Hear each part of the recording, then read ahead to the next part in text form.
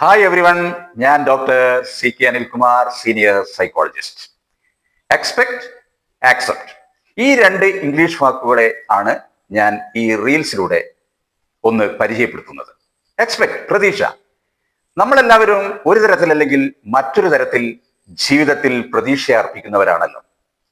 സ്വപ്നങ്ങളും പ്രതീക്ഷയുമാണ് നമ്മളെ മുന്നോട്ട് നടത്തുന്ന ചാലകശക്തി.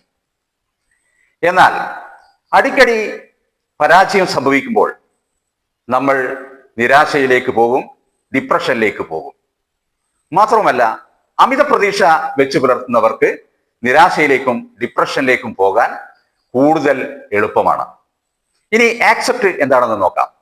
ആക്സെപ്റ്റ് എന്ന് പറഞ്ഞാൽ ഉള്ളതിനെ ഉള്ളതുപോലെ അംഗീകരിക്കുക, സ്വീകരിക്കുക, വസ്തുതയെ യാഥാർത്ഥ്യബോധത്തോടു കൂടി ഉൾക്കൊള്ളുക എന്നതാണ് ഈ ആക്സെപ്റ്റ് എന്നതുകൊണ്ട് ഉദ്ദേശിക്കുന്നത്.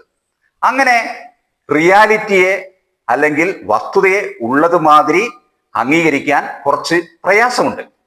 അതിന് കൃത്യമായ പരിശീലനം ആവശ്യമാണ്.